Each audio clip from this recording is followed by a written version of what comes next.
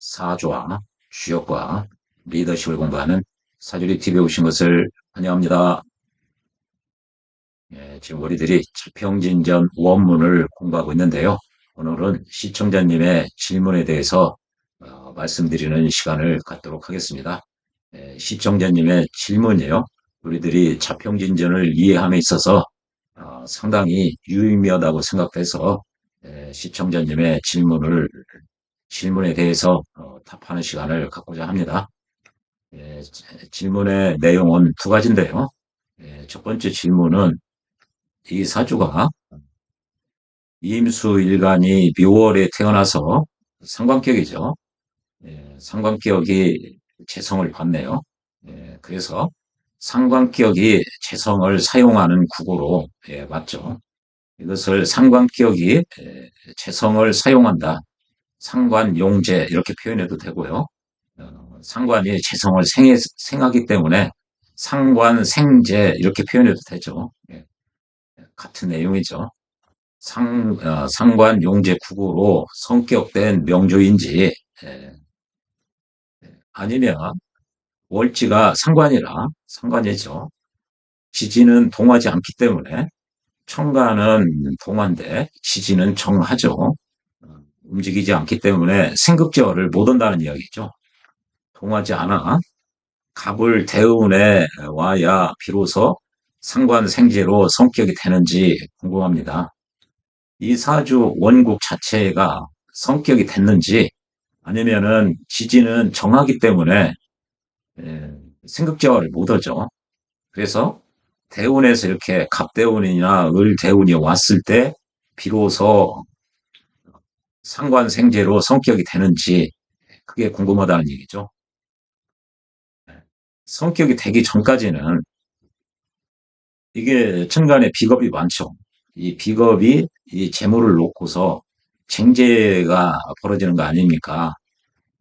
성격이 되기 전까지 쟁제가 일어나고 있다고 봐야 하는지 궁금합니다. 이런 질문인데요. 예, 우리들이 이 질문은 자평진전을 이해함에 있어서 이 원령에 대한 이해가 좀 부족해서 생기는 질문이라고 생각돼요. 자평진전에서는 이 원령이 격이죠. 그래서 격국용신이라고 그러죠. 왜 사주 명리학에서 이 월을 중요시 여기냐면 지금이 여름철이죠. 이 월 자체가 환경이에요. 대한민국 어디를 가도 지금 덥죠. 북반구 어디를 가도 지금 더운 상황이죠. 네. 그래서 이 월은 이 일간의 환경일 뿐만 아니라 일간뿐만 아니라 연간의 환경이기도 하고요. 월간의 환경, 시간의 환경, 이 나머지 일곱 글자 모두에 대한 환경일 수가 있어요. 이게 환경이고 구조죠. 바꿀 수가 없다는 이야기죠. 그냥 수용하고 적응하는 수밖에 없어요. 그 환경, 구조 하에서 활동을 하죠. 그게 상호작용을 하는 거죠. 상호작용을 한다는 이야기는 지금 여름철의 환경에서 이 사주는 봄의 환경에서 나름대로 활동을 한다는 얘기죠. 환경을 이용하기도 하고 환경을 수용하기도 하고 그래서 활용한다는 측면이죠. 이 점에 초점을 맞추는 것이 자평진전이에요. 용신이라고 할 때 자평진전은 월령을 용신이라고 하거든요. 격국용신이라고 그러죠. 반면에 적천수의 용신은 이 여덟 글자가 생극제화를 함에 있어서 중화의 상태, 이게 오행이 골고루 중화된 상태에 도달하기 위한 수단으로서 요구되는 것이 용신이에요. 그러니까 똑같이 한문으로 용신 이렇게 표기는 합니다만 자평진전에서는 일간이 특히 일간이죠. 뭐 다른 글자도 마찬가지입니다.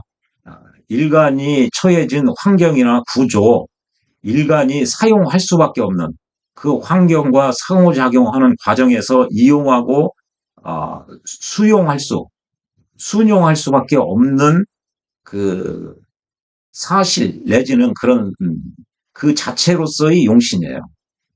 그런데 적천수의 용신은 이 여덟 글자가 이게 여덟 글자는 음양 오행으로 구성이 되어 있는데 그 오행의 생극지화를 함에 있어서 중화에 도달하기 위한 수단, 도구, 중화를 맞추기 위한 중화에 필요한 가장 그 중화에 유리한 글자, 그것을 용신이라고 하는 거죠. 굳이 표현을 한다면 중화에 도달하기 위해서 필요한 요구되어지는 측면으로서의 바람직한 오행이 용신이라고 표현한다면 여기는 이 일간이 사용할 수밖에 없는 그런 환경과 구조와 같은 그 사용 가장 많이 지배를 받고 사용을 할 수밖에 없는 그런 의미에서의 용신이죠. 그러니까 자평진전에서의 용신은 그 사실적 측면이 강조된다고 할까요? 이 적천수에서는 오행의 중화에 도달하기 위해서 요구되어지는 필요로 하는 일종의 사실적 측면보다 규범적 측면에서 바라본 용신이라고 말씀드릴 수가 있죠. 그래서요, 이 월령이 지금 여름이면은 이게 기운이 지금 여름에 와 있으면은 다 활성화되고 다 팽창이 돼 있죠. 그것을 명리에서는 염상의 상태라고 그러죠. 타오르고 위로 올라가려고 하는 성격. 이 지지는 정하지만 그런 상황, 환경에 처해져 있죠.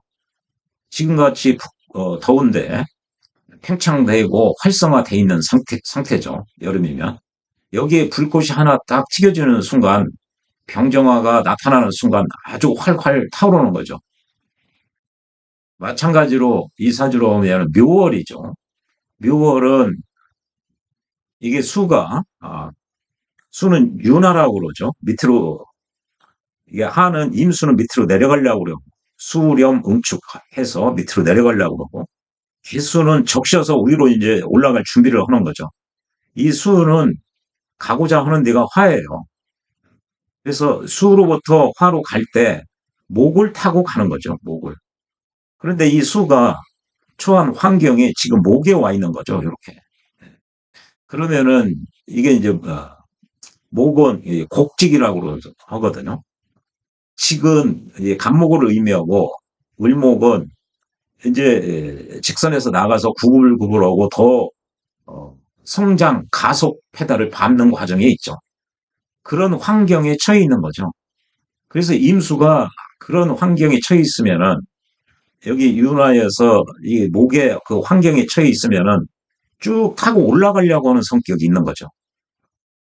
그래서 이게 상관으로 기운이 설기가 이렇게 자연스럽게 되려고 하는 성질이 있어요.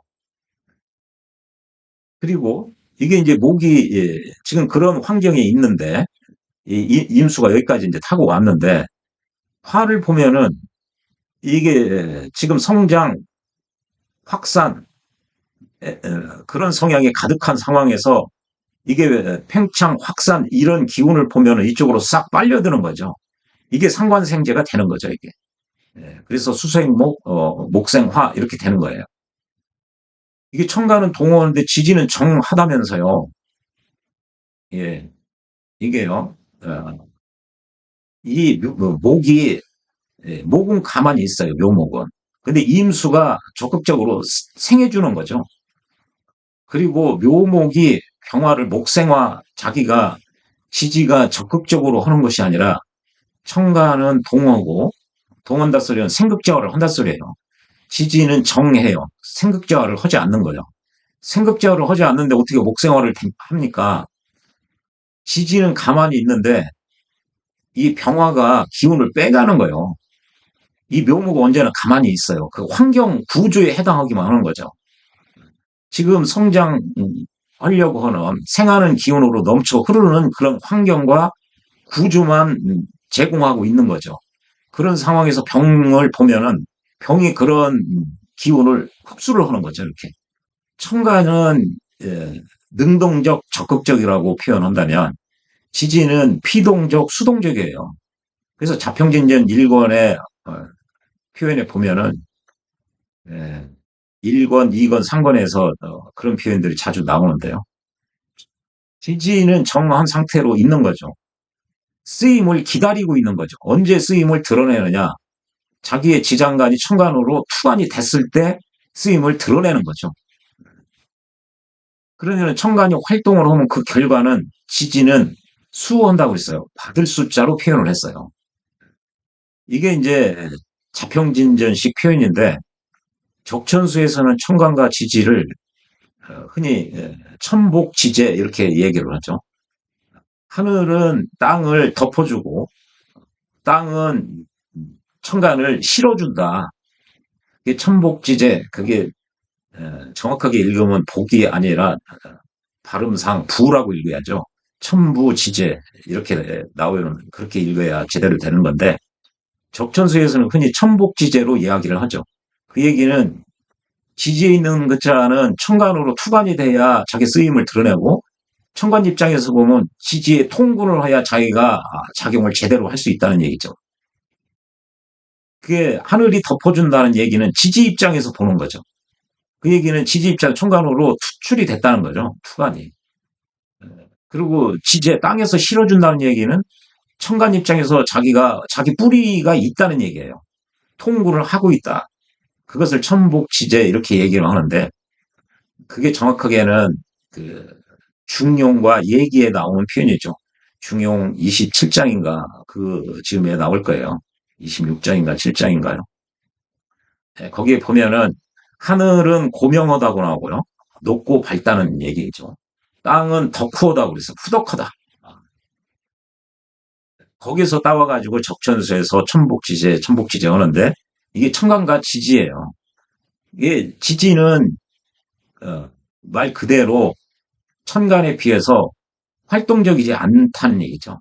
그런데 어떻게 여기 수생목 목생화가 일어나서 어, 이렇게 상관생재를 하느냐? 천간이 지가 생해 주는 거예요. 천간이 활동적이니까. 이게 화는 을목의 기운을 가져가는 거예요. 그러니까 지지 입장에서 임수가 생해 주면은 그걸 받아들이는 거예요. 수동적으로, 피동적으로. 천간은 이게 프로액티브죠. 앞으로 이게 진취적이고 적극적이죠. 생극적으로 하니까. 그렇게 이해를 하셔야 돼요. 지금 이게 묘월이 아니라 지금 여름이라고 한번 생각해 보십시오. 모든 글자가 이 원령의 환경 하에서 놓여 있는 것 같거든요. 지금 뉴질랜드나 저런 남반구는 겨울이겠죠. 지금 북반구에 있는 한 이 원령을 벗어날 수가 없는 거죠. 그래서 이 천간의 글자뿐만 아니라 지지의 글자의 그 왕세 강약을 볼 때 고서에서는 이 원령 위주로 왕세를 판단을 했던 거죠. 왕상 휴수라고 그러죠.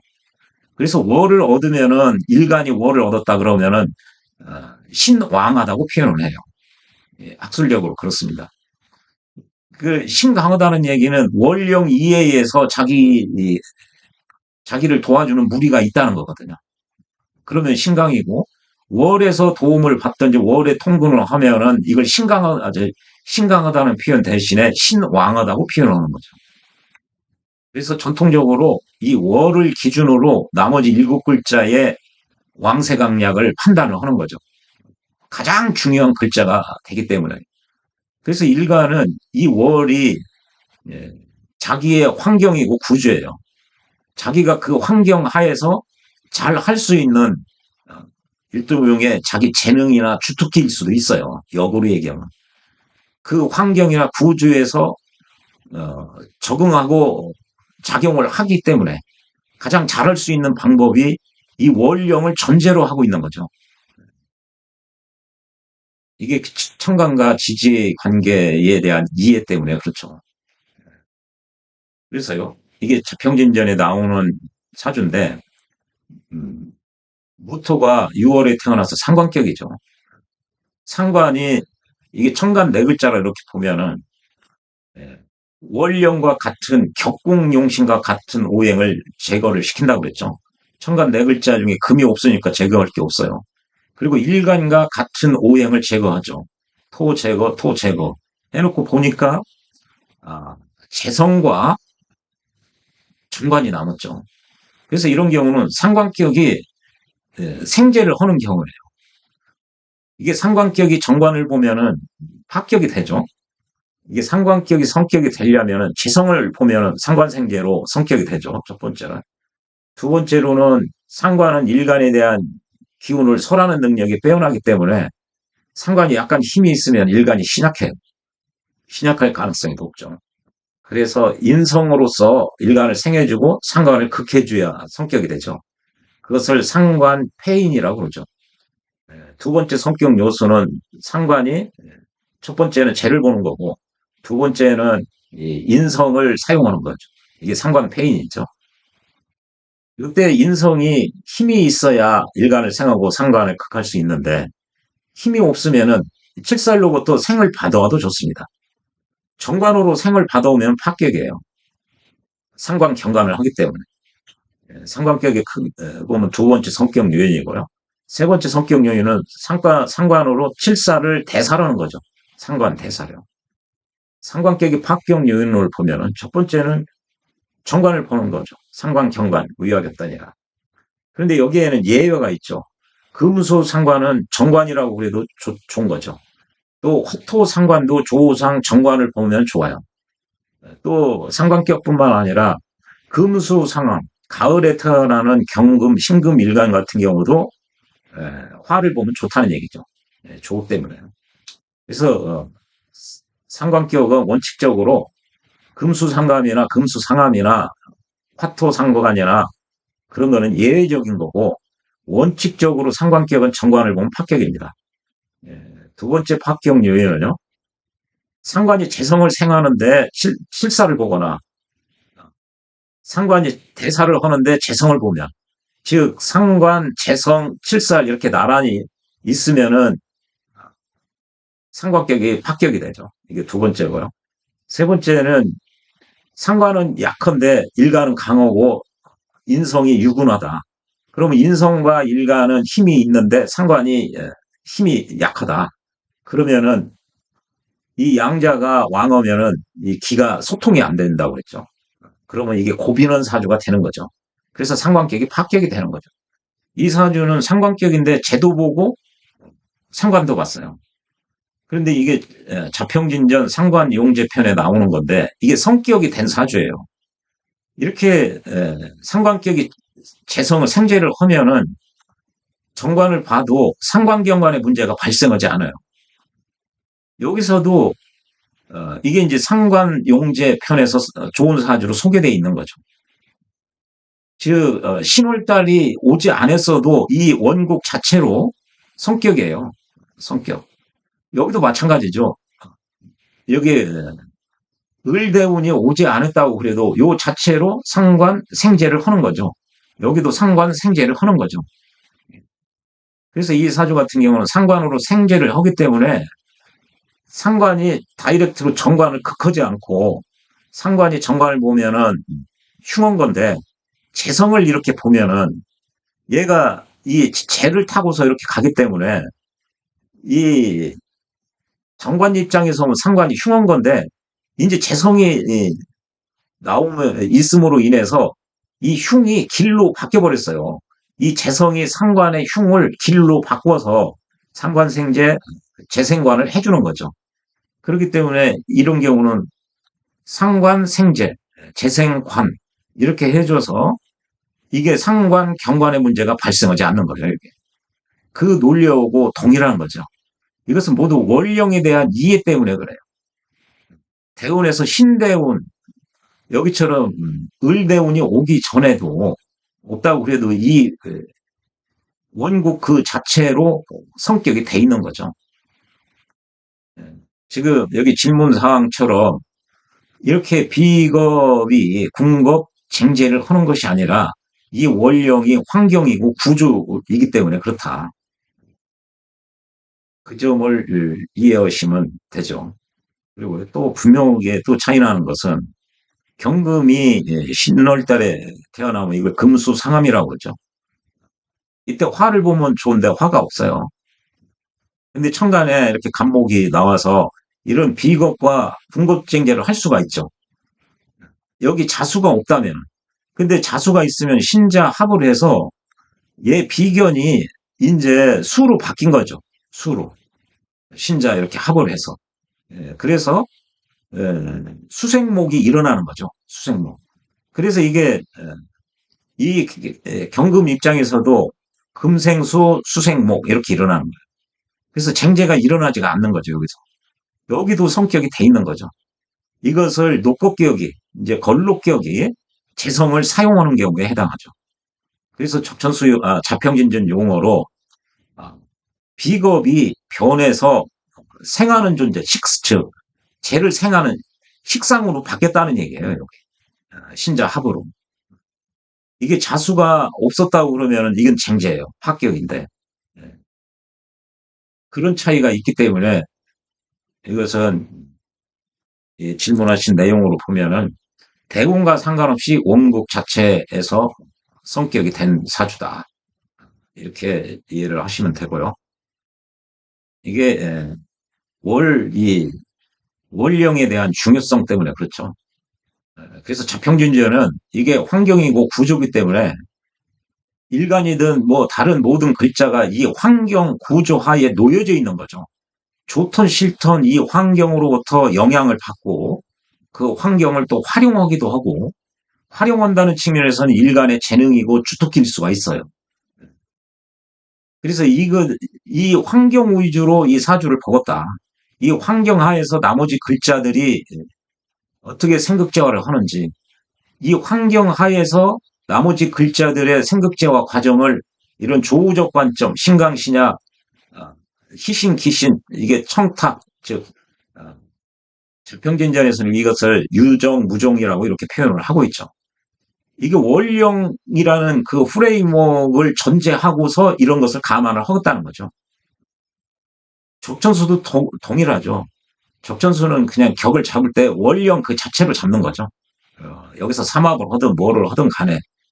그러니까 적전수에서 이 격은 의미가 없어요. 그냥 형식적으로 월 그 자체 그것만 보는 거죠. 적전수에서는 조호를 보고 이 사주가 일간이 강하냐 약하냐를 보면은 이 사주 내에서 뭐가 희신이고 기신지를 알 수가 있다는 얘기죠. 그래서 희신은 청하면 좋고 평하다는 이야기는 자기 작용력을 제대로 자기 기능을 발휘를 잘한다는 이야기거든요. 즉 효율성이 높다는 얘기죠. 그러니까 좋은 사주가 되는 거고 이 희신이 탁 하면은 자기 기능 작용을 잘 못하니까 나쁜 사주가 되는 거죠. 반면에 기신은 탁 커야 좋거든요. 그래야 자기 작용을 제대로 못하면 더 좋아지는 거죠. 안 좋은 게 그만큼 안 좋은 정도가 마이너스 된다는 얘기죠. 이 기신이 청하다. 그러면 안 좋은 게 작용을 더 잘한다 소리죠. 그래서 일간에게 불리하게 되는 거죠. 그래서 죽전수에서는 이것을 청탁이라고 표현하죠. 이걸 청탁을 순잡 이렇게 표현하기도 하고요. 자평진전에서는 이게 청한 것을 유정하다고 그러죠. 무정하면은 파격이고 유정하면 성격이고 이게 다 원령에 대한 기본적인 이해 때문에 그렇습니다. 네, 말씀드렸고요. 예, 오늘의 또 한 질문인데요. 오늘의 질문 사항은 이게 메인이라고 생각해요. 예, 연간의 갑칠살이 예, 이렇게 무일간이 진월에 태어나서 무가 본기가 투하면 이게 걸록격이 됐죠. 걸록격이면은 얘네들의 재물 분탈력이 있죠. 비겁이. 이 재성은 일간의 목숨의 원천이에요. 양명지원이죠. 일간이 이걸 먹고 사는 거죠. 그런데 이 이렇게 비견격 이것을 걸록격 또는 뭐 월급 녹급격 이런 이 비겁이 천간으로 뜨면은 이게 환경이죠. 환경이 이게 비견 겁재가 이렇게 뜨면은 얘네들이 재성을 분탈해가는 게 막강하죠. 그래서 이거를 방비해야 일간이 재성을 먹고서 사는데 그 수단이 이렇게 걸록격 같은 경우는 이게 정관을 써주는 게 좋죠. 이게 양인격 같은 경우는 관사를 써주는 게 좋아요. 과급적. 양인은 재물 불탈력이 더 막강하기 때문에. 그러나 걸록격이나 월급격의 경우는 재나 재성이나 정관을 써주죠. 이 정관으로 얘들을 극해서 이 재성을 보호해야죠. 그래야 일간이 이걸 재를 먹고 살죠. 칠살도 사용할 수가 있는데 칠살을 걸록격이나 월급격에서 칠살을 사용하면은 칠살을 칠살을 재화시켜야죠. 식신으로 제사를 하든 상관으로 대사를 하든 인성으로 화살을 하든 이 칠살은 일간을 극하는 우회력이 막강하기 때문에 그 우회력, 위험성을 제거해줘야 되는 절차가 필요하죠. 절차가. 그래서 이게 걸록격이 이렇게 칠살을 보면은 얘를 우회력을 제거하는 수단 도구가 있느냐 없느냐가 관건이죠. 이게 칠살이 연지 양인. 이게 학술적으로 양인은요. 월에서 있는 겁재나 그 겁재가 천간으로 투관됐을 때를 원칙적으로 양인이라고 합니다. 그게 용어인데요. 이렇게 연에 있고 일지 이런 데 있으면 원칙적으로 양인이라고 표현하면 안 된다. 이렇게 설하고 선생의 그 원문을 보면 그런 표현이 있습니다. 그런데 설하고 선생 자신도 월에 없고 이렇게 연에 있고 시에 있어도 양인이라는 표현을 써요. 그만큼 양간의 겁재는 어, 재물에 대한 살상력이 막강하기 때문에 양인이라고 표현을 하고 있죠. 연지 양인과 천지합으로 제복돼서 여기 기토가 있죠. 이 기토로 이 칠사를 갑기합으로 합반시킨다는 얘기죠. 그래서 이 칠살의 위해력을 제거하는 수단으로 천지합 그걸 얘기를 하는 거죠. 여기 이제 갑기합이죠. 제복되어서 록겁격이 즉 걸록격이나 월급격이 칠살을 용한다, 사용한다. 록겁용 칠살격으로 이걸 록겁용살이라고 그러죠. 용살 격으로 성격된 사주로 봐야 하는지 궁금합니다. 이 자체로요.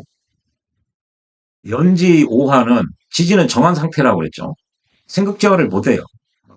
정한 상태인데 같은 기둥에 속한 오행끼리는 서로 동한 것으로 봐야 하는지 서로 동한다는 얘기는 이게 같은 기둥 내에서는 이게 적천수에서 바라보는 게 원칙적인 이거예요.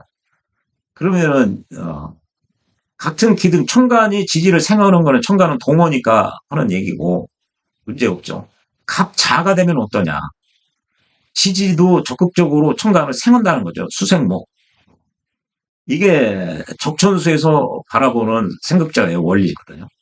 그러니까 이 양반은 적천수식으로 생각해서 이게 자수가 갑을 생하듯이 여기 기토도 같은 기둥 내에서는 활성화가 돼서 즉 동해서 천간 합길이 있는 갑기합을 하는 거 아닙니까? 갑기합을 해가지고 이 칠사를 합반 기반 합으로 합제시키는 거죠.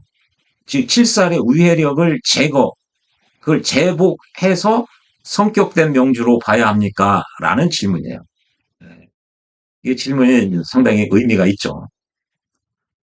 그게요. 이거를 천지합이라고 흔히 이야기를 하죠. 이게 적천수식 표현이고요. 천간과 지지 이렇게 합하는 걸 맹파에서는 이걸 자합이라고 그래요. 이 기둥 자체적으로 합을 하고 있다. 그래서 자합한다. 그런 표현을 쓰는데 지금 우리 선생님이 이런 논리는 결론적으로 얘기하면 자평진전 논리도 아니고요. 적천수에서 천지합으로 이렇게 그걸 설명을 하고 있으나 적천수에서 사용하고 있는 천지합은 이런 용도로 이야기를 사용하고 있지를 않습니다. 이런 것은 이제 맹파에서 주공의 하나의 수단으로서 이런 논리를 활용하고 있죠. 그래서 한번 보면요. 예. 이게 자평진전에서는 이런 식으로 이 같은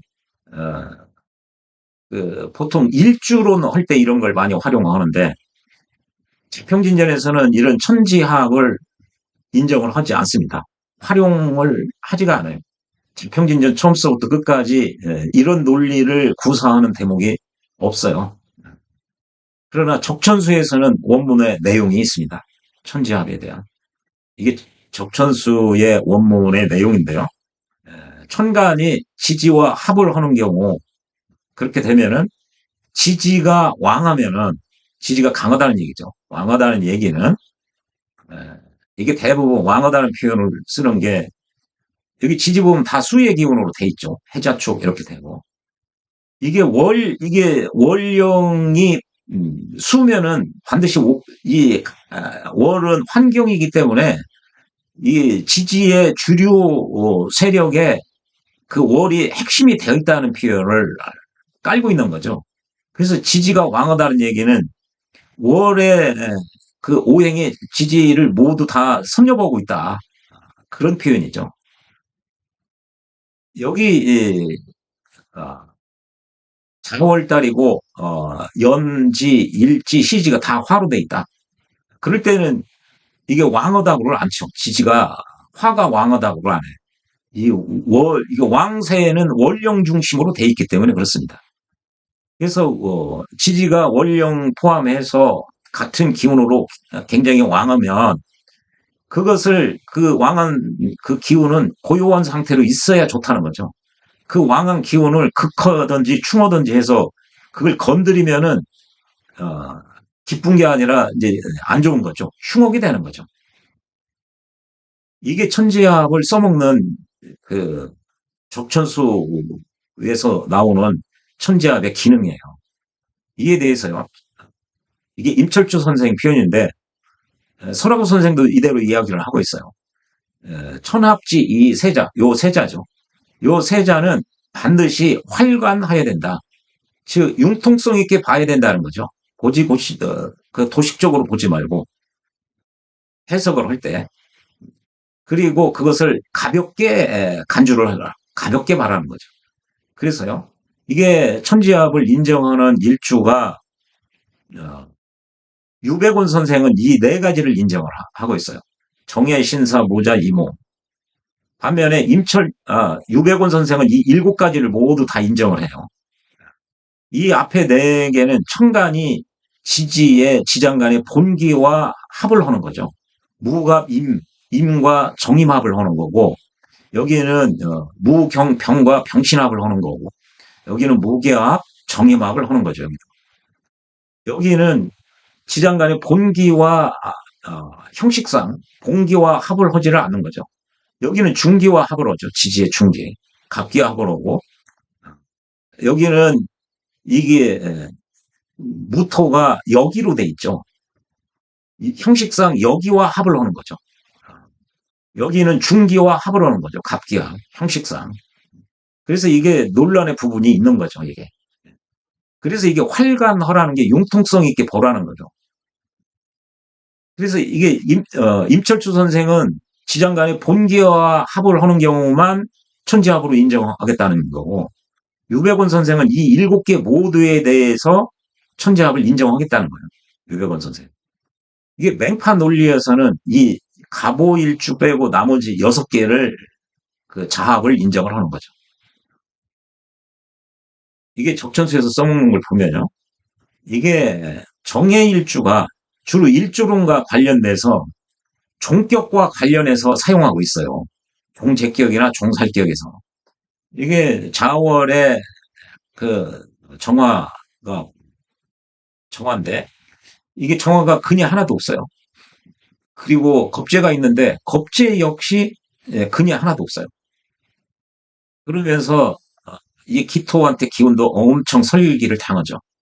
그러면은 이 정화 입장에서 먹고 살기 어렵다는 얘기죠. 자기는 동한데 지지는 정해요. 그럴 때 정임 합해서 이 천간이 지지한테 가는 거예요. 합을 정임 합으로. 지지는 가만히 있으니까요. 그래서 정임 합을 하고 싶은 욕망이 가득한 거죠. 요때 임을 하면은 임수는 정관이지만 이렇게 관살이 중증하면은 이게 살에 이게 관살이 중증하면 편화돼서 살로 바뀌죠. 그래서 종관격이라고 하지 않고 종살격이라고 하죠. 이 살에 정화가 종해버리는 거죠. 자기 일간을 버리고. 이럴 때 요걸 천지합을 사용하는 거죠. 정의합을. 유백원 선생은 7개를 모두 다 인정하겠다는 거고, 임철주 선생이나 설하고 선생은 요 4가지만 인정을 하겠다는 거죠. 그래서요, 이게 종살격으로 바라보는 거죠. 이 사주를 보면은, 그러면 이 왕신을, 왕신은 고유해야 좋죠. 이 왕신을 극한다든지 충하면은 아주 안 좋은 일이 벌어지는 거죠. 이게 대운을 보면은, 갑술 대운에는 이게 신약하니까 이게 종격으로 안 보고, 일반 그 신약한 사주로 이렇게 보면은 희신이 인성운이나 비거운이겠죠. 그러면 이게 가보는 인성운이 왔으니까 좋아야 될 것 같잖아요. 일반 사주가 아니라 종격으로 봐야 된다. 그래서 갑술, 술운이 오면은 이 왕신을 극하는 거죠. 술을, 토국술을 하는 거죠. 그래서 이 왕한 기운을 고유하게 하는 것을, 고유한 상태를 술이, 이 갑술이 깨트리는 거죠. 그러니까 이게 흉하게 되는 거예요. 이 갑술 대운에 이 정화 이 양반이, 물려받은 그 재산을 다 탕진했다는 거죠. 싹 모두. 그러다가 개요운, 임신 운이 오면은 돈을 어느 정도 벌었다는 거죠. 임계가 오면은 수운이 오니까 좋죠. 이 강한 왕한 기운 위주로 기운이 왔으니까요. 여기 신유, 이 금운이 왔어도 금생수가 왔으니까 좋죠. 좋은 돈을 벌었다는 거죠. 그러다가 신도 괜찮죠. 미대운에 어떤 일이 벌어지느냐. 미가 오면은, 해묘합을 하죠. 그럼 공합을 해가지고, 이게 목기운이 목생화를 해서 이 화를 생해주는 역할을 해서 안 좋고요. 또 충미충, 자미해 또는 맹파에서는 자미천이라고 하죠. 지지가 전부 다 완전히 이 왕신을 건드리는 거죠. 이게 일종의 세약한 글자가 왕신을 건드리면 왕신은 발하고 발동되고 새신은 뿌리가 뽑힌다는 거죠. 그래서 이 미대오는 흉하게 된다는 게 예정돼 있어요. 이게 이 사주에서. 그랬는데 병자운이 왔다. 그럼 이게 이제 자년이 이게 음기죠. 병차 천간으로도 마찬가지고요. 미가 오면 해미 이렇게 공합해서 을목이 있어서 이 병을 생할 수가, 이 기신을 생하는 거죠. 그리고 그게 자년이다. 똑바로 이게 제대로 된 음기예요. 이게 미토에 흉한 것이 발생하는 시기죠. 병자년에 요때에 20년 동안 벌어놓은 재물을 반을 탕진을 하고요. 이게 무인년 미월에 죽었다는 얘기죠. 무가 오면은 천간으로부터 이게 토국수를 세게 하죠. 이게 모토의 속성은 고후광저하다고 그랬거든요. 높은 흙이고 이게 산 같은 흙이죠. 후 아주 두터운 흙이고 강한 흙이고 아주 조열한 흙이에요. 그래서 이게 토국수를 아주 잘하죠. 그리고 이 무 자체가 또 강하게 왔어요. 장생을 깔고 와서. 이는 또 인의 한 목으로 해가지고 이 기신을 생아주는 역할을 하는 거죠. 아주 흉하죠. 거기다 대고 미월달이다. 그러면은 충미충, 자미천, 자미해를 하는 거죠. 그리고 해미 공합 해가지고 기신을 또 생하고 이때 죽었다는 얘기죠. 즉 적천수에서 써먹는 천지합은 주로 일주론과 관련돼서 일간이 종할 것이냐 말 것이냐, 이게 종재나 종살의 경우 지지가 이렇게 왕신이면은 얘들을 건드리지 않아야 된다는, 그때 이 글자가 중요하다는 거죠. 이게 천지합을 한 것은 융통성 있게 봐야 되고 별로 중요한 게 아니다. 가볍게 봐야 된다. 중요한 것은 그렇게 종했으면은 지지에 있는 왕신을 건드리면 안 된다는 얘기죠. 건드리면은 죽는 일도 벌어진다. 이런 용도로 천지합을 사용하고 있어요. 이게 적천수의 논리입니다. 자평진전에서는 이런 논리를 소개하지를 않고 있습니다. 자평진전 1권에서 5권 어디를 봐도 이런 논리는 없어요. 이거를 자평진전식으로 보면 정화가 자월달에 태어나서 칠살격이죠. 칠살격은 칠살격을 성격시키려면은 식상으로 제사를 하든 대사를 해야죠. 이 우예력을 제거하는 절차가 필요해요. 그 제거를 하는 게 극해서 하는 것을 제살한다고 그러죠. 이게 식신, 제살, 상관, 대살. 아니면은 우예력을 순화시키는 거죠. 인성으로. 이거를 화살이라고 그러죠. 식상이나 인성으로 식상으로 제살, 인성으로 화살을 시켜야죠. 그런 경우가 이게 원칙적인 거고 예외적으로 재성을 사용하면은 사용해서 성격되는 경우가 있는데 어떤 경우냐?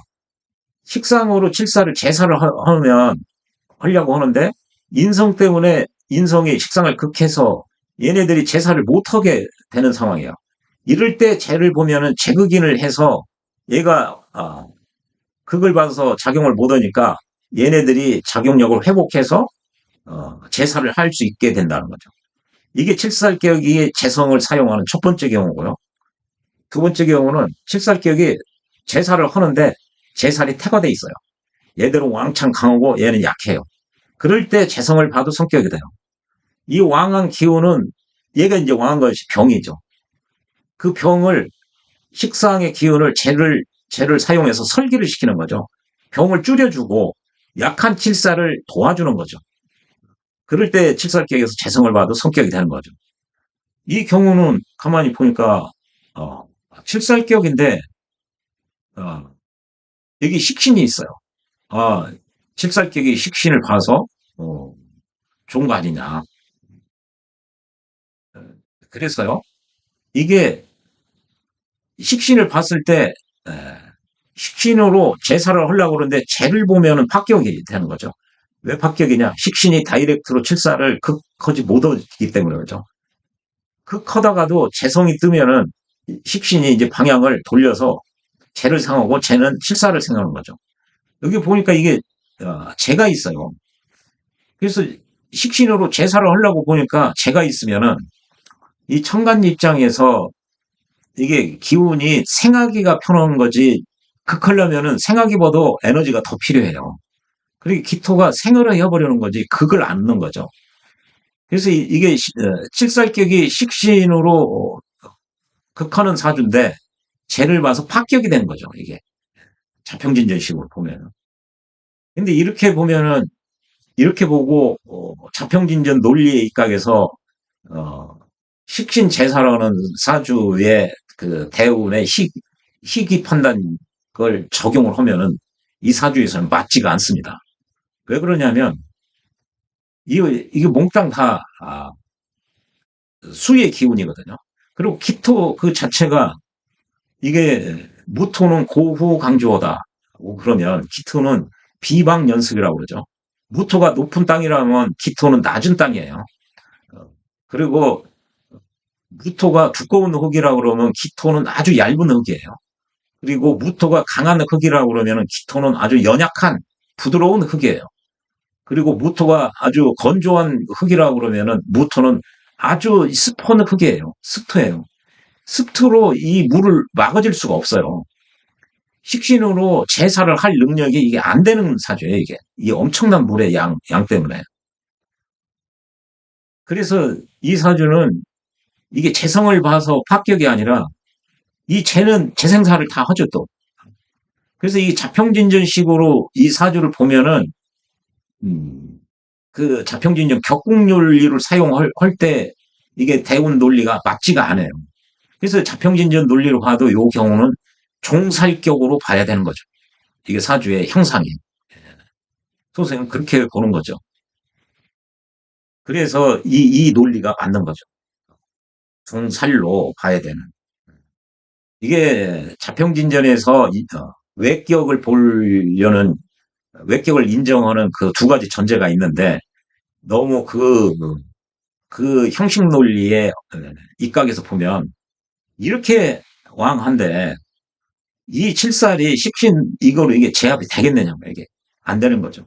이건 종해서 봐야 적천수식으로 봐서 이 오행의 생극적으로 중화를 맞춰주는데 이게 수의 기운이 거의 97, 8%예요.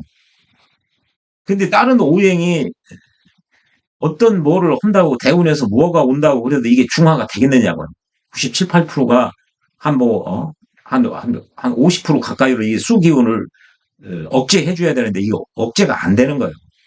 그러면 왕한 기운 그 자체를 존중하고 인정해줘야죠. 자평진전에서도 외격을 왕한 기운 자체를 인정해주는 게 있죠.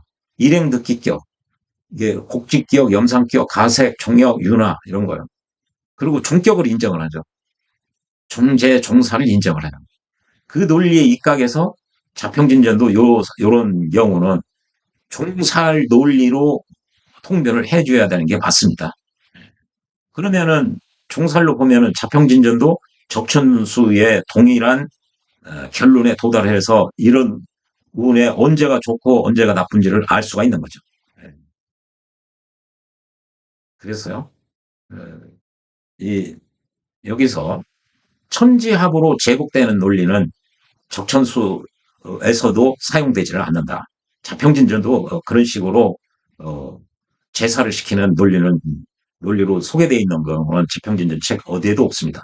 그리고 적천수에서도 천지합을 사용할 때는 여기처럼 종제나 종살을 하는 데 필요한 요건, 주로 이제 일주론과 관련해서 이것을 파악을 하는 거죠.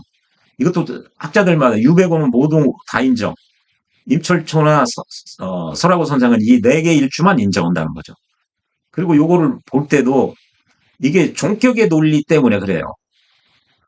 그리고 이게 진종, 가종으로 나누어도 이런 경우는 사실상 진종에 가까워져. 형식상 이런 게 있어가지고 이제 가종이라고 얘기할 수가 있죠. 이게 중요한 거죠. 그래서 이런 식으로 천지합으로 제복시키는 논리 적천수에서 사용하지 않습니다. 이거는요, 이런 제복 논리로는 맹파에서 주로 활용을 하죠. 맹파에서는 이 6개, 이 갑오일주 제외하고 이 6개의 일주에서 자합이라고 그러죠. 자합. 이 기둥 내에서 자체적으로 합을 한다. 근데 이게 이제 무자일주가 된다면은 이 맹파에서는 음양을 사용할 때 대음양으로 분류를 하죠. 적천수와 자평진전에서는 소음양으로 분류를 하죠. 섭은 양이고요. 을은 을이죠. 적천수와 자평진전 모두 소음양으로 분류를 하죠. 경금은 양이고 신금은 음이죠. 적천수와 자평진전은. 그런데 맹파는 목화의 기운은 양이고요. 금수는 음이 되는 거죠. 이걸 대음양으로 분류를 하죠. 그래서 이 사주를 보면은 이렇게 신자 빼고 전부 다 양이에요. 그래서 이걸 적포구조라고 그러죠. 포국구조. 그래서 애고 쌌다는 거죠. 이게 만약에 무자일주다. 그러면은 이 양의 세력으로 음을 제압하는 사주죠. 이게 무자면은 이럴 때 주궁을 하는 거예요, 이게. 주궁의 도구이기도 하죠. 주궁의 수단이죠, 이 자합이 맹파에서. 그런데 맹파 논리를 취한다고 해서 여기서 이게 같은 양이에요. 각기합을 하는 건. 이거를 맹파에서도 이런 식으로 활용하고 있지는 않아요. 이렇게 음과 양으로 이렇게 대치되는 상황에서 이제 합도 이제 자합이든 뭐 청간합이든 지지의 육합이든 충도 이 주공의 수단이죠. 또 해라고 그러죠. 뭐 자미천 이런 거요. 해를 맹파에서는 천이라고 하죠. 이런 게 전부 다 주공 수단이죠. 합이나 충이나 해나 이런 게요. 뭐 사맛도 마찬가지고. 맹파에 산다고 해도 이런 같은 기둥 내에서 이렇게 각기합하는 것을 이건 주공 논리가 아니에요. 맹파에서도. 그러나 이렇게 음양으로 대치되어 있을 때 합으로 청간이 지지로 하는 것은 그건 역시 맹파적 발상이다. 근데 이 사주에서 요렇게 칠살이기 때문에 제압해야 된다. 그 논리는 맹파 논리가 아니죠. 그런 거는요. 그런 정도로 이해를 하시는 게 좋고요. 이와 관련해서는 그 청간과 지지의 그 동정론이라고 할까요? 언젠가 영상을 올린 바가 있습니다. 흔히 청간은 청간끼리만 생각제어하고 지지는 지지끼리만 생각제어한다. 그렇게 알고 있는데 그건 잘못된 논리다. 상당히 중요하죠. 그것과 관련돼서 말씀을 드린 내용이고요. 이 사주와 관련해서는 논점이 또 있는데요. 이 사주는 걸록격이죠.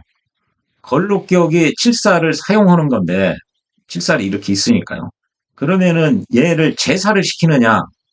제사를 하려면은 녹곡격에서는 칠사를 쓰면은 얘를 재화를 시켜야 되거든요. 식신으로 제사를 하든 상관으로 대사를 하든 인성으로 화살을 시키든지 그렇게 해야 되는데 이 사주는 그게 없죠. 이게 제살 사주를 보면요. 이거는 칠살이 식신의 그 제복을 사용한다는 얘기죠. 식신이나 상관의 제복을 사용한다. 그래서 이 사주를 보면 칠살격인데요. 이게 이제 걸록격이죠. 걸록격이 칠살이 있어요. 이 사주도 걸록격인데 칠살이 있죠. 그래서 제사로는 사주는 이렇게 천간에 식신이나 상관이 여기 없죠. 없어도 이게 지지에 해미 합을 하면은 얘가 동합니다. 어느 정도는. 지지는 삼합을 해야 동을 하거든요. 그러면 천간에 있는 글자를 극할 수가 있어요. 그리고 정임합을 해서 이 재성이 재생사를 못 하도록 이 임수가 정임합으로 얘를 합반시키는 거죠. 그래서 재살이 되어 있는 거죠. 그래서 녹급격이 칠사를 사용하는 사주가 돼서 귀격이 된 거죠. 그리고 겨울의 수이기 때문에 이게 땅이 얼어 있죠. 근데 조로 이 땅도 괜찮죠. 수도 그렇고. 그래서 귀격이 된 거죠. 이렇게 녹급격이 칠사를 가지고 있으면 제사를 시켜야죠. 화살을 시키는 경우는 이거를 이제 칠살격이 인성을 쓴다, 인수를 쓴다는 거죠. 이럴 때 인성이 천간에 있어야 돼요. 천간에. 근데 여기는 인성이 천간에 없죠. 그러면 이 칠살로 본다면 얘가 이 사주에서 제살도 못 시키고 식상으로 제살도 못 시키고 인성으로 화살도 안 돼 있는 거죠. 이 사주가. 그렇게 보면 모두 다 합격이냐. 이게 녹곡격이, 걸록격이. 칠살격이 보면은요. 여기 양인을 사용한다는 얘기가 있어요. 칠살격 시간에도 말씀드렸죠. 칠살격이면은 식상으로 제사를 하든 인성으로 화살을 하든 해야 되는데 일간이 힘이 빵빵하면은 체력이 강하면은 칠살이 극해도 몸으로 때우는 거죠. 자기 건강 근력을 강화시켜서 디스크 환자들 추간판 탈출이 돼도 근력 운동을 하세요 그러죠. 그거와 유사한 거죠. 이 비겁이 강해지면은 그걸 해도 이거를 칠살의 우회력을 체력으로서 견뎌낼 수가 있는 거죠. 체력을 강화시키는데 가장 핵심이 겁제 양인이죠. 그걸 해서 거기서 잠깐에서 칠살이 양인을 사용한다고 그랬어요. 양인을.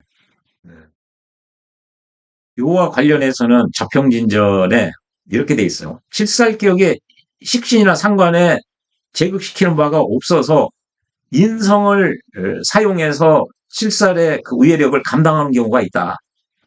근데 여기서는 이게 인수로 돼 있고요. 칠살격의 취임편에서는 이 칼날인자를 해놨어요. 이게 여기가 오타의 오기인가 봐요.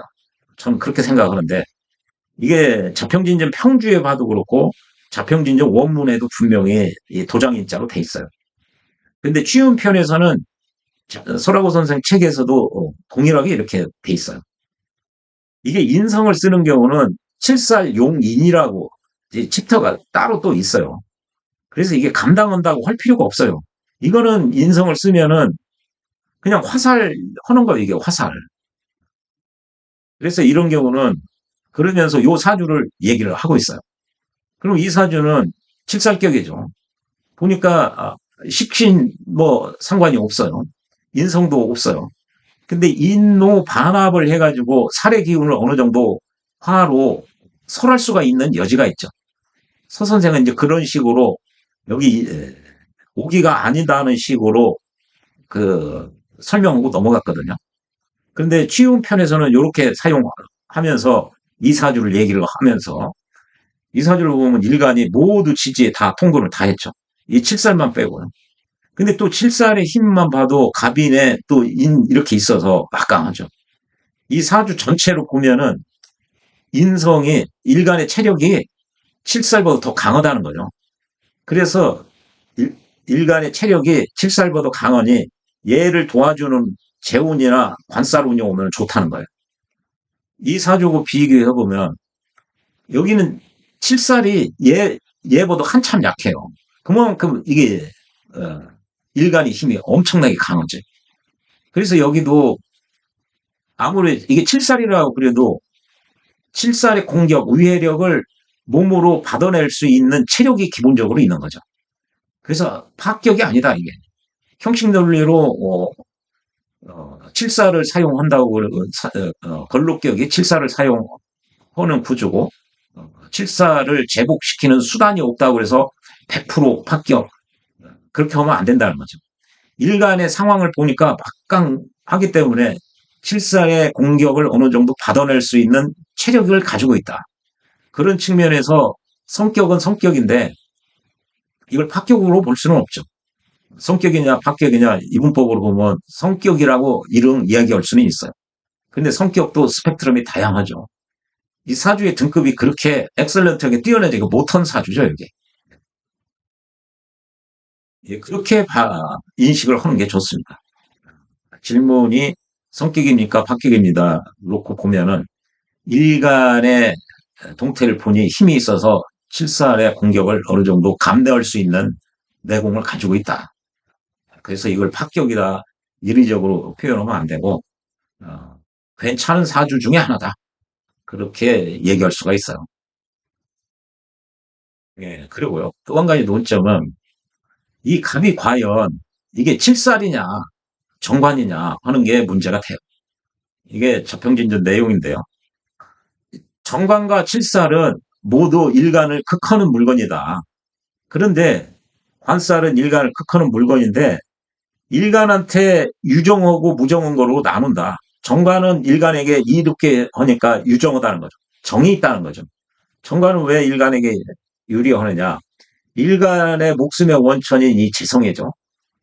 일간이 이 재를 먹고 사는데 이 재를 비겁이 분탈해 가려고 하는데 이 정관이 비겁을 극함으로써 재를 보호해 주는 거죠. 그러니까 재를 보호한다 소리는 일간이 먹고 살게 돼 있다는 얘기예요. 이게 정관의 역할이고요. 또 하나는 정관이 일간이 인생을 올바르게 살 수 있도록 가이드 역할을 해주는 역할도 하는 거죠. 먹고 살게 해주는 것뿐만 아니라 인생을 똑바로 살아가게끔 가이드 역할을 해준다는 측면에서 일간에게 유리하죠. 그래서 유정한 거죠. 칠살은 일간에게 힘들게 하는 요소, 위해력을 아픈 데만 계속 골라 때리고 아주 힘들게 하는 요소로 하기 때문에 일간에게 무정하죠. 그래서요, 정관은 스크래치를 내면 안 돼요. 상하게 하면 안 돼요. 특히 상관이나 신으로 그걸 하면은 아주 흉하게 되는 거고요. 칠살은 반드시 우회력을 일간에게 가하지 못하도록 얘를 관리하고 통제할 필요가 있죠. 그래서 칠살은 이게 관리 통제, 제복시키는 것이 마땅하다는 거죠. 그래서 이게 이 글자의 형식은 칠살 형식으로 돼 있는데 얘가 힘이 왕세강약을 따져봐야죠. 그래서 이게 보면요. 관이 많은데 관이 많아서 일간이 신약하면은 관도 칠살과 같다는 얘기예요. 일간을 힘들게 한다는 측면에서. 반면에 칠살이라고 해도 칠살이 가볍고 일간이 엄청 강하면은 칠살은 정관과 같다는 얘기예요. 이것을 알지 않으면 안 된다. 이게 자평진전의 내용인데 이게 자평진전 평주의 내용인데요. 식간론처럼 이 기본적인 것은 자평진전에서도 모두 통용된 내용이에요. 그럼 과연 이 간목이 힘이 있으면 칠살일 거고 힘이 없으면 정관으로 봐야 되는데 얘의 청간의 왕세강약은 뭘로 따지느냐. 자평진전에서는 이 원령 위주로 보는 게 아니라 통군 여부를 보자. 통군 여부. 그러면 갑이 통군을 했느냐. 특히 진토에 자평진전에서 이걸 통군이라고 인정을 하지 않습니다. 을목만 통군을 인정을 해요. 반면에 적천수에서는 통군을 인정을 합니다. 간목이 진 중에 여기 을목이 있기 때문에 통군력을 인정을 하고 있죠. 그 차이는 뭐 누누이 말씀을 드렸죠. 12운성을 돌릴 때 자평진전에서는 양은 기고 음은 질이기 때문에 음양을 정확하게 분류를 하죠. 자평진전 1권서부터 수미일관되게 그 논리를 적용해요. 적천수는 음양, 간목, 을목 모두 다 목기운이다. 그래서 12운성인 순행만 있지 역행하는 건 없다. 양생음사 이런 논리 인정하지 않겠다. 그래서 간목도 을목과 같이 진의 통고를 인정을 하죠. 통고를 인정을 하면은 간목은 칠살이 되는 거죠. 칠살이요. 자평진전에서는 이걸 인정을 안 하니까 정관으로 볼 여지가 큰 거예요. 정관으로. 그래서 자평진전에서는 이 갑을 안으로 볼 여지가 있는 거죠. 칠살보다는. 적천수에서는 인정을 하니까 이제 살로 보려고 하는 성향이 강하죠. 설령 이제 살로 본다고 그래도 이 일간의 동태가 엄청나게 왕하죠. 그래서 이 일간이 칠살로 본다고 그래도 얼마든지 몸으로 그 칠살을 감당할 수 있는 내공이 있기 때문에 합격이라고 볼 수는 없다. 그거고요. 정관으로 본다고 그러면은 일간은 왕창 강하고 정관이 약하니까 재나 이 관운이 와야 좋은 거죠. 그래서 결국은 예, 이거예요. 이거를 평진전 논리로 보면은 걸록격이죠. 걸록격이 실사를 사용한다고 볼 것이냐, 걸록격이 정관을 사용한다고 볼 것이냐, 얘의 힘을 어디까지 인정을 할 것이냐. 걸록격이 칠사를 사용한다고 그러면은 칠살은 걸록격에서 제복시켜야 되는데 칠살격에서 인성을 사용하는 그 논리처럼 즉 몸으로 때우겠다는 식으로 칠살의 공격을 받아낸다는 그런 그 사주 구조가 돼 있다는 얘기죠. 그래서 합격은 아니고 모를 때 운을 보면은 칠살이라고 그래도 재성운과 관살운이 좋다. 만약에 약하게 봐서 정관으로 본다고 그러면은 역시 마찬가지죠. 일간은 왕창 강한데 정관은 약하기 때문에 재운이나 관운이 오면 좋은 거죠. 왼파로 보면은 어떠냐? 이게 이제 적신이죠. 이 양들이 이 두 신과 진을 얘들은 대음양으로 보면은 예, 얘들 신과 진만이 음이고 여기 모두 다 양의 세력이죠. 양이 음을 관리 통제하는 사주예요. 요 사주가. 예, 그래서 이 사주는 이런 식으로 이, 그, 아, 이런 식으로 이 주공의 일환으로 천지합을 활용하고 있어요. 이게 만약에 무신이 아니라 무자가 됐다. 그러면은 이게 이제 주공 수단이 좌우 충돌되고 무자 합도되는 거죠. 이 돈을 제어하는 음, 그 수단 도구가 그걸 주공하는 도구인데요. 그게 충도되고 천지합도 즉 자합도 인정을 하게 되는 거죠. 그런 논리로 사용을 하지 이 같은 양끼리 여기서 칠살이기 때문에 얘를 제어먹었다. 각기 자합으로 맹파에서도 그런 논리로 사용하고 있지를 않아요.